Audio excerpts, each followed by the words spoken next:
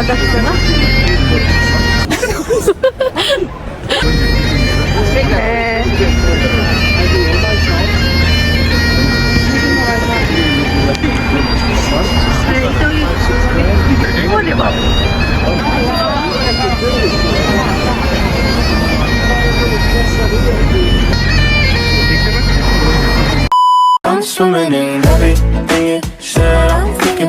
Hello everyone, দোলনের ডায়েরির আর একটা নতুন ভ্লগে তোমাদের সবাইকে স্বাগত। স্কটল্যান্ডে এটা ছিল আমাদের তৃতীয় দিন। আগের দিন আমরা এডিনবার্গের আশেপাশের অনেকগুলো টুরিস্ট স্পট কভার করেছিলাম। আজকে বেরিয়েছি বাকি জায়গাগুলো এক্সপ্লোর করতে। তো চলো হাঁটতে হাঁটতে এগিয়ে যাই এবং প্রত্যেকটা জায়গা তোমাদের সাথেও শেয়ার করে নিই। তো আমরা এখন আছি গ্রেফ্রিয়ার্স কার্কিয়ার্ডে। Edinburgh day two sightseeing ব্লগটাতে মনে আছে আমি তোমাদেরকে দেখিয়েছিলাম একটি ববি নামের সারমেয়র ব্রোঞ্জের স্ট্যাচু, তারই সামনে ছিল এই গ্রেফ্রিয়ার্স এর কার্কিয়ার্ড। বেসিক্যালি এটি একটি সিমেটারি যেখানে ওই ছোট্ট সারমেয়টিকেও এখন শায়িত রাখা আছে। ওই যে দেখো, দেখা যাচ্ছে ছোট্ট মতো ডগটি। গ্রেফ্রিয়ার্সের এই সিমেটারিটি 464 বছরের পুরনো। এটা ভাবলে কিন্তু গায়ে কাঁটা দেয়। 1561 সনে বানানো হয়েছিল এই কবরখানাটি। তবে এখন আর এই কবরখানায় কোনো রকম কবর দেওয়া হয় না, এটিকে একটি হিস্টোরিক্যাল এবং হেরিটেজ সাইট হিসাবে রাখা রয়েছে। তবে লোকের মুখে প্রচলিত আছে যে এডিনবার্গের এবং ওয়ার্ল্ডের one of the most haunted place কিন্তু এই কবরখানাটি। জায়গাটি ভীষণই নিরিবিলি, তবে চারিদিকে যেন একটা গা ছমছমে ভাব। এডিনবার্গের আনাচে কানাচে ছড়িয়ে ছিটিয়ে রয়েছে এরকম আরো অনেক হন্টেড প্লেসেস। চলো এখানে আর বেশিক্ষণ থাকবো না, এরপরে নেক্সট যে জায়গাটাতে যাব সেইটা তোমাদের সাথে শেয়ার করি।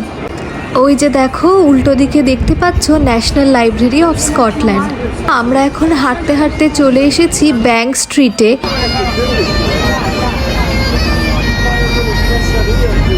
আর ওই যে দেখো দূরেই শোনা যাচ্ছে একজন ব্যাকপাইপারের গানের আওয়াজ।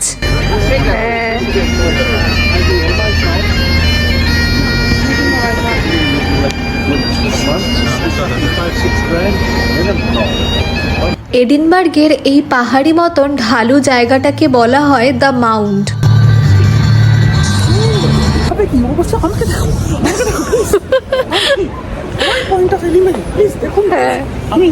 আর এই যে শিবম অ্যাজ ইউজুয়াল আমার সাথে খুনসুটি করছে। অ্যান্ড আমরা এখন চলে এসেছি দি মাউন্টে অবস্থিত the school of divinity, new college Edinburgh. এই বিল্ডিংটি 182 বছরের পুরনো। 1843 সালে এটিকে নির্মাণ করা হয় এবং তার 3 বছর পরে 1846 সালে এটিকে ওপেন করা হয়। এটি মূলত বানানো হয়েছিল যখন চার্চ এবং স্টেট কন্ট্রোল দুটি আলাদা ভাগ হিসাবে বিভক্ত হয়। এইটিকে কলেজ অফ ডিভিনিটি হিসাবে এখন জানা হয়। চলো তাহলে ভেতরে যাওয়া যাক।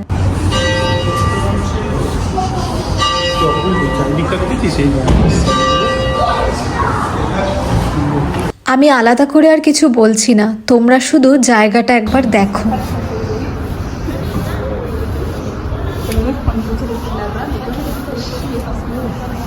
কি সুন্দর খাওয়া যায়।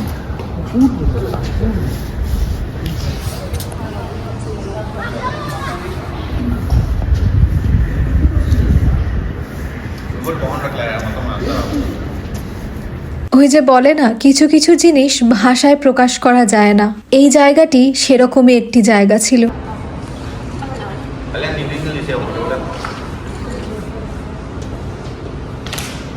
এই জায়গাটিতে এসে তো একেবারে মুগ্ধ হয়ে গিয়েছি। চলো বাইরে বেরোনোর সময় এই এন্ট্রেন্সটা শুধু একবার দেখো, কি মারাত্মক গথিক একটি স্ট্রাকচার।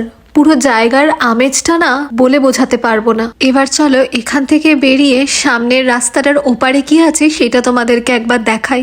বিকেলের পড়ন্ত সোনালি রোদ গায়ে মেখে দাঁড়িয়ে রয়েছে এই এক একটি স্থাপত্য। আর এই পাহাড়ি শহরের ঢাল দিয়ে সাপের মতন এঁকে বেঁকে নেমে গেছে কয়েকটি রাস্তা।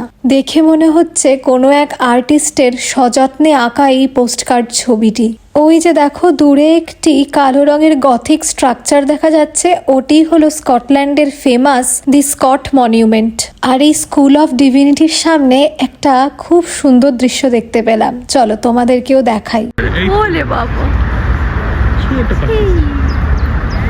বসে আছে, নজরদারি রাখছে সবার উপরে।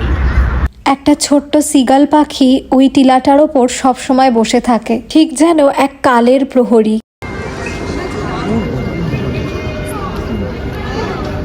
আমরা এখন দাঁড়িয়ে রয়েছি রয়্যাল মাইলে। এইখানে আসলেই চারিদিক থেকে শুনতে পাওয়া যায় দূর থেকে ভেসে আসা ব্যাকপাইপারদের নানান সুর।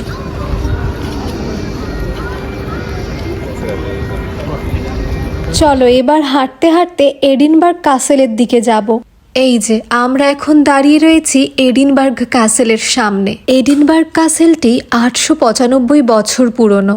আজও প্রতিদিন দুপুর 1টার সময় এই ক্যাসেল থেকে একটি কামান দাগা হয় এবং লোকের মুখে প্রচলিত আছে রাত হলে কয়েদি এবং যোদ্ধাদের আত্মা আজও এই ক্যাসেলের আশেপাশে দেখতে পাওয়া যায়। এই স্কটল্যান্ডের ইতিহাসের একটি বিশেষ অংশ জুড়ে রয়েছে কিন্তু ব্ল্যাক ম্যাজিক বা উইচক্রাফটের অনেক চর্চা। জানা যায় অতীতে উইচেস বা উইচক্রাফটটিকে পানিশ করার জন্য স্কটল্যান্ডের রাজা কিং জেমস 6 নিয়ে এসেছিল এক কঠিন আইনি ব্যবস্থা। পরবর্তীকালে যার ফলে অনেক নিরীহ মানুষেরও প্রাণ যায় এই আইনের সাজা হিসেবে। আর সেইখান থেকে উৎপত্তি এই নানা রকমের হন্টেড স্টোরিজ এবং হন্টেড গল্পগুলোর। অপূর্ব লাগছে। আর এইবার দেখুন এই রেড কালারের ব্রিটিশ টেলিফোন বুথগুলো। সারা ইউকেতে এইগুলো কিন্তু ব্রিটিশ হেরিটেজের ভিনটেজ আইকনিক এলিমেন্টস। জার্মানিতেও এই রকম কয়েকটি দেখতে পাওয়া যায়, পরে আপনাদেরকে সেটিও একটি ভ্লগে দেখাবো। স্কটল্যান্ডে থাকার তৃতীয় দিনের সন্ধ্যেতে আমরা অনেকগুলো সুন্দর সুন্দর জায়গা আজকে ঘুরে নিলাম। আপনাদের কেমন লাগলো আমাকে কমেন্টে অবশ্যই জানাবেন। তবে এই ভ্লগটা এখানেই শেষ করছি, দেখা হবে নেক্সট ভ্লগে।